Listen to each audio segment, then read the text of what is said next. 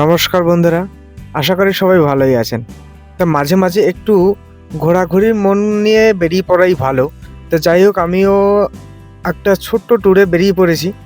তো রাস্তাটা কিন্তু ভীষণ ভয়ঙ্কর, মানে দেখতেই পাচ্ছেন যে এখানে কি অবস্থা।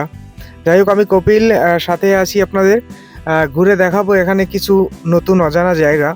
আপনারা যারা বকখালিতে এসছেন, আমি এই লোকেশনটায় এসেছি, এটা কিন্তু বকখালিরই লোকেশন।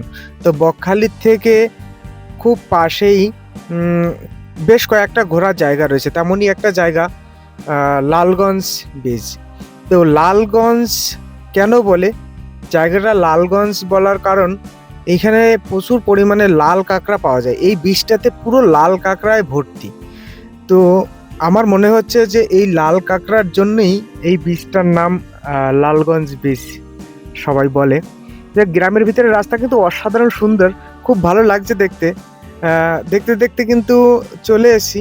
আপনারা এখানে কেউ গাড়ি নিয়ে না আসাটা আমার মনে হয় সব থেকে ভালো হবে, কারণ রাস্তাটা অত্যন্ত সরু।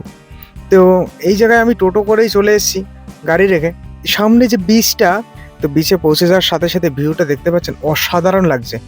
যে টোটো দাদা ছিল, উনি বলল যে এটাই লালগঞ্জ বিচে আমরা পৌঁছে গেছি। তো সবাইকে ঘুরে দেখার জন্য বলছে। তো আমি যথারীতি এখানে দেখছি, এই যে দেখতে পাচ্ছেন অনেক লোকজন সামনে হাঁটাহাঁটি করছে। এরা কিন্তু এখানে বিচে সেই লাল কাঁকড়া ধরতে নেমে গেছে, অনেক দূর দূরে, অনেক ভিতরে চলে গেছে। তো এখানে সমুদ্রের সাইডে দাঁড়িয়ে, বিচের সাইডে ভীষণ সুন্দর লাগছিল হাওয়া।